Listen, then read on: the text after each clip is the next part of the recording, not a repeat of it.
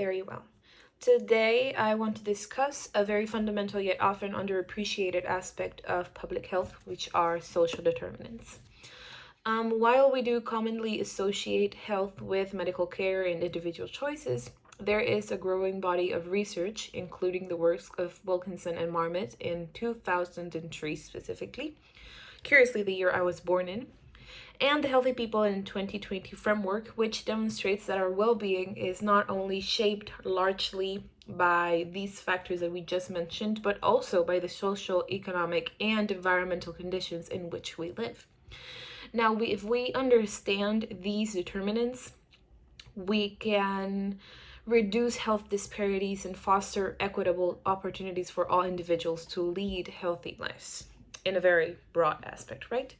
So, talking about broad, there is also a broader perspective on health. When we usually think of health, we often consider factors such as diet, exercise, or access to medical care. And these elements are undoubtedly important, but they only represent part of the picture. The reality is that not only health is important, but it's also not merely the absence of disease. It explains a state of complete physical, mental, and social well being.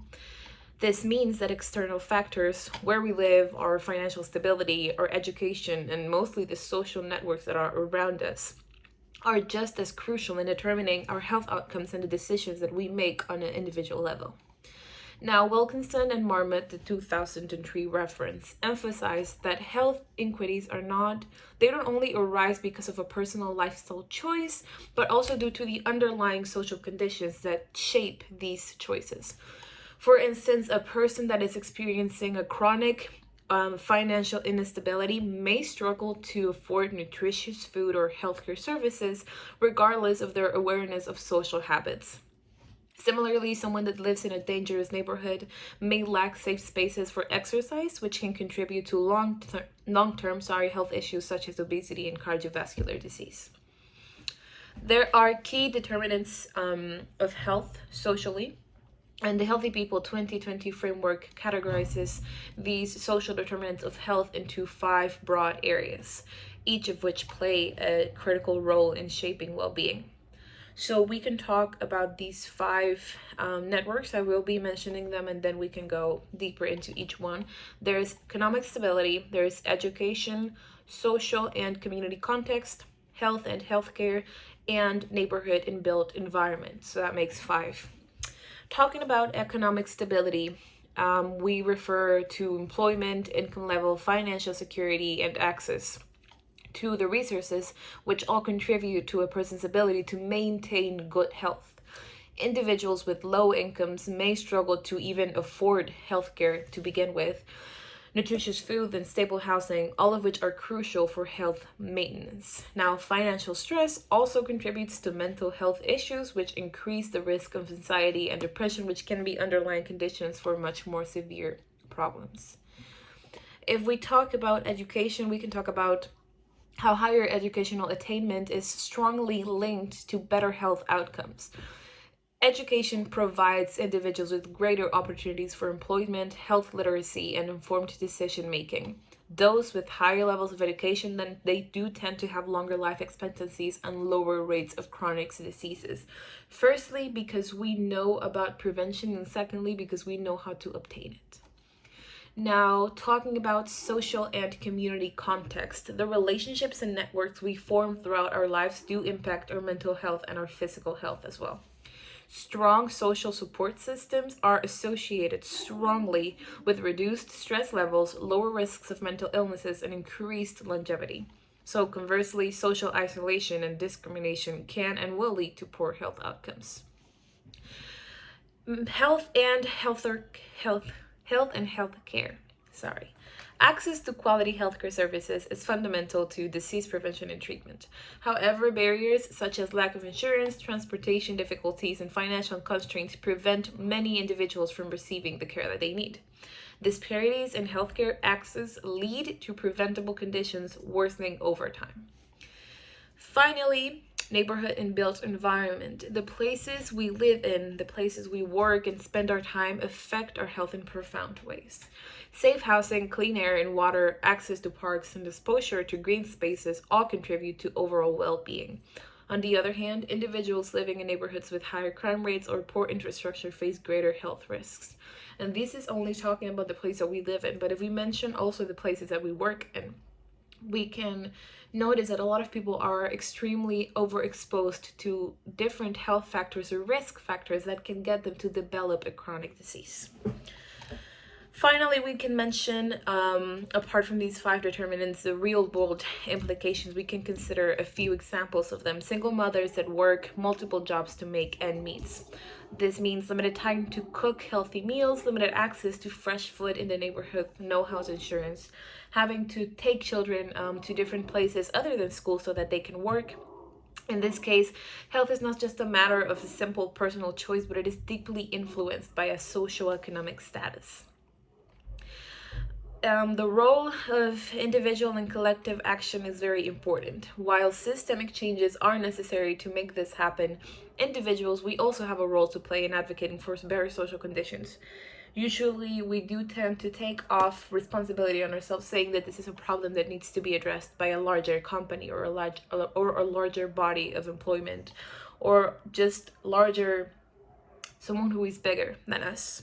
However, it is our duty to raise awareness about social determinants of health, which can also help shift public discourse and influence policy decisions. Additionally, supporting community-based initiatives such as food banks, mental health support groups, and neighborhood improvement projects can create immediate positive impacts. Healthcare professionals in particular must adopt a holistic approach to patient care by considering social factors in their diagnosis and treatment plans. We need to understand a much bigger context on a patient's life so that we can lead to more effective and compassionate care and better health outcomes. Now, if we are serious about improving public health, we must acknowledge that addressing social determinants requires coordinated efforts from multiple sectors. Now, healthcare professionals alone cannot resolve health disparities. There needs to be action from governments, educators, urban planners, businesses, and the community to work together and create policies and programs that support well-being at a society level.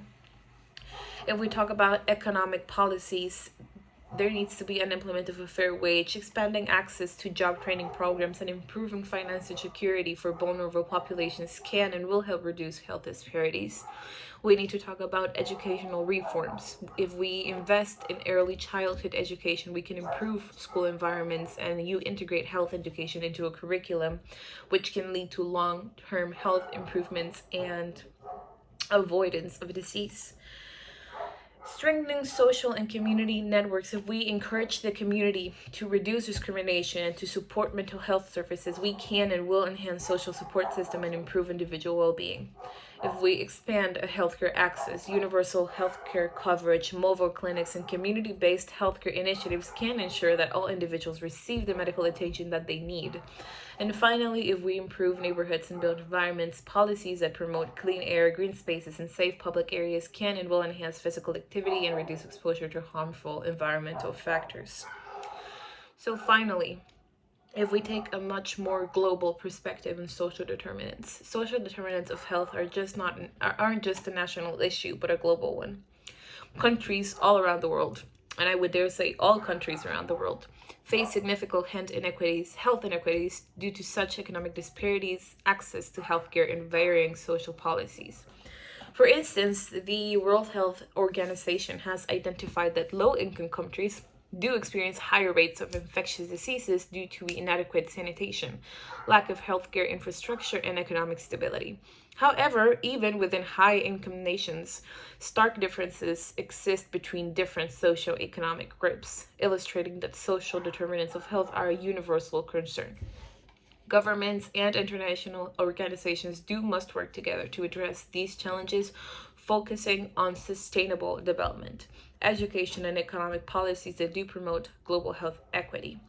The sustainable goals Sustainable Development Goals established by the United Nations do provide a framework for tackling social determinants at a global level, emphasizing the importance of health, education, and economic stability as interconnected priorities. However, it is each and every single one of our responsibility to actually make that happen.